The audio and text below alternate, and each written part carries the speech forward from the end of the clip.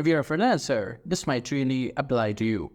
Imagine you've been doing content writing for the last few years. Clients were happy, things were good, the income was there, but all of a sudden, work seems to be declining. Clients seem to be more demanding and they require and request more types of content. Some request video content, other request social media posts, other request different type of content. Also, what used to be the standard of excellence before now seems to be or require a much higher standard. What is happening? And is content marketing as we know it dying? Is it changing? And is it a question of just adapting? Or do you need to revamp the whole content marketing workflow and start from scratch? This is the question that I will address in this video. So if you are unsure about the landscape of content marketing and how it will affect you and your income in the short and long-term future, this is the video for you. Let's first speak about video posts and interactive content, because this is where the world seems to be going. So video content, people are more on video, they're consuming more video, they're getting better at speaking on video. There's this whole shift towards a video. If you are not able to create content for it as a freelancer, you will fall behind. So what's the difference between traditional content, blogging, articles, and video content? Thing is that with video, you need to get to the point very quickly. If someone is in the frame of mind of reading an article, they might give you that extra bit of leeway to get to the point. With video, you need to jump right in. If not, people will hit the back button and end up on your competitors' videos, which is not good. Moreover, there's a lot of video platforms. If we think about Instagram and Reels, TikTok, YouTube Shorts, long-form YouTube videos, there is this move towards video content. So as a content writer, you need to start thinking about video content writing, not just blogging. Even though, and I'll get to this in a second, having this omnipresent way of being online, if you are a creator, is important. You can't just rely on being on video or just being a blogger. Being able to do both and being able to offer services that cater to both is what I believe very important. And just to quote some official statistics, in 2023, more than 80% of online video content was video. If you are not catering towards this way of creating content, you are missing out on 80% of internet traffic, which is a lot. So, before I get to the next section, what do you think about the future of content creation? Is the world heading towards a place where it's just video? Or do you think that text will still be a valid way to communicate? In the comments below, I'm curious about your thoughts. Either way, being adaptable is the way to thrive as a freelancer. And now I want to get more in detail about what adapting really means, because this is kind of a buzzword that everyone throws around. And when you think about it, what does adapting really mean? And in reality, what are the actual steps you need to take to ensure that you not only survive, but thrive? So the first thing is, as I said before, explore video content. Become good at creating video-based content. But there is the initial hook, where you get people to stop scrolling and watch your videos. How do you do that? When you create content, is it more about quantity while also keeping the quality? Is it about creating quantity over quality?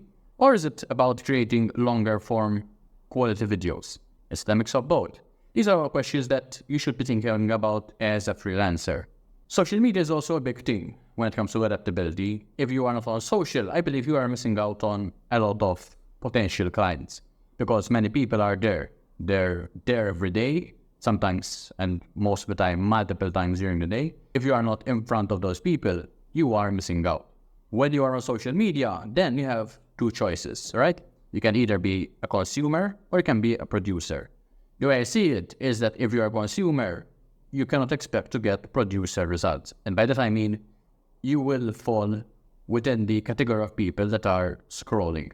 But as a business, that is not helping you move forward. Instead, you want to be producing stuff. You want to get others to consume your content, not just you consume theirs. Because it's easy to get sucked into that trap of, okay, I'll just spend 5 minutes on social media and before you know it, an hour has passed. The frame of mind that I think you should have is that if you are a consumer, you're there for really a set amount of time. And after that, you're producing stuff. You're doing things that move your business forward. If not, there is really no point to being on social media. The next thing to being adaptable is understanding interactive content. People want to be part of the journey, part of the experience, asking them questions, creating polls, creating questionnaires, creating videos and asking for their opinion, using user-generated content. These are all ways to incorporate people's opinions, people's thoughts, people's experiences into the content that you create. And that is what being adaptable means for me. Another thing to consider is that you can offer services that allow you to repurpose content. If someone has a blog and they want to branch into YouTube, why not offer a service that takes that blog content and creates the YouTube scripts? You could even do the editing and the uploading and the publishing. But let's just focus on the first part. If someone already has a blog, their articles can be a great source of inspiration for YouTube content. You will need to change some stuff, but the main core, the main message is already present. And this is always better than just starting from scratch. Content repurposing services can be a great way to be adaptable as a freelancer, to ensure that your services are still valid. And while I won't get into using AI and automation in this video, there are ways how to use these two new technologies to really expand the amount of clients that you can serve. Always ensuring that the quality is there, but you can also work with more clients and provide much more value to more people, which is a win-win for everyone involved. The next thing to being adaptable for me is building relationships. It's a big thing. It's a super important thing. And I also believe that many freelancers start off their business with the idea that as a freelancer, they are their own island. They don't need anyone else and that they can go all the way by themselves. As time goes by, maybe that idea starts changing. Maybe you start to realize that getting help and delegating some stuff that others might do better than you is a useful skill to have. At least that is what happened to me. And when it comes to building these relationships, you'll be able to get the help that you need. You'll be able to help when needed. And this kind of give and take relationship is very beneficial to, one, staying on top of things, two, keep getting more work, and three, allow you to succeed in your business. The next thing to consider in terms of being adaptable is understanding video and audio basics. Even if you don't want to do this yourself in your business, I still think you need to know the basics. There's a ton of tools that you can use that use AI to make the journey quicker, easier, without having to have a big learning curve, but understanding how to shoot a basic video, edit it, to remove the unwanted pauses, to remove the pieces where things didn't quite work out. This is a very important skill to have. And then, once you understand that, you can delegate it to other people. You can get experts to do what they do.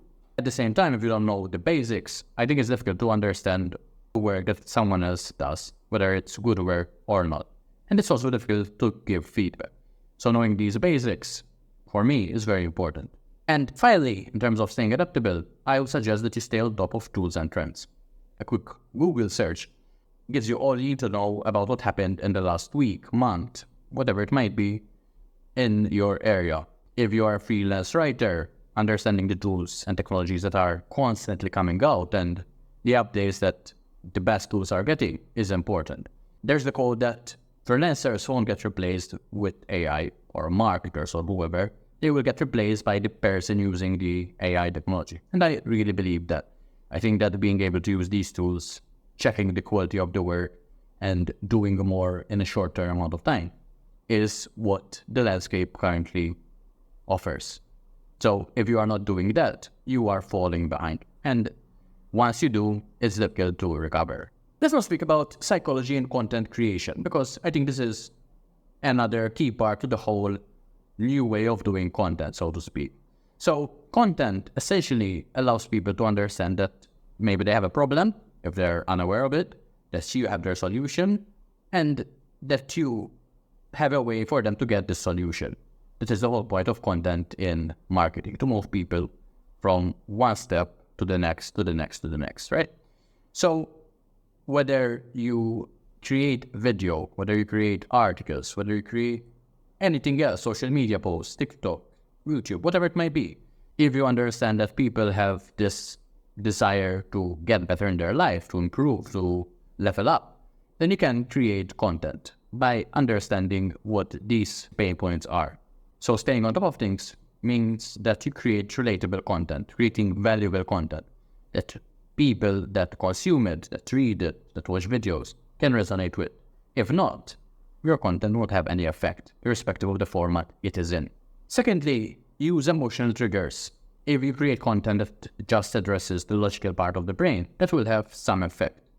If you can get people excited, emotional, sad, happy, whatever the emotion you're trying to stir up might be, once you evoke these emotions, people are more likely to take action, to consume the content and then take action. If not, you're fighting an uphill battle, and it is a difficult place to be in. So consider the emotions and figure out a way to include these emotions in the content that you create. If I'm speaking about content marketing, I might start by saying that if you keep doing content marketing the way you are, you will fail. You will be out of a job. People will replace you. AI will replace you. In a way, I'm getting the emotion of fear in the mix. And I believe that it is a genuine thing that you need to consider. If you're not moving forward, you're moving backward. And fear is a very motivating emotion you can use with people, with clients, with whoever you're speaking to. At the same time, offer encouragement with your content. People want hope, and by offering encouragement, giving them your solution as the way to solve their problems, even building communities around your solutions, people will come to you when you have this hope that you can give them. So it's not just about the emotions, especially the negative ones. It's also about offering them hope to get to the place they want to get to get to the goals they want to achieve. So it's always a mix of the two emotions, the carrot and the stick. The last 2 points I want to mention is, number one, focus on different content formats.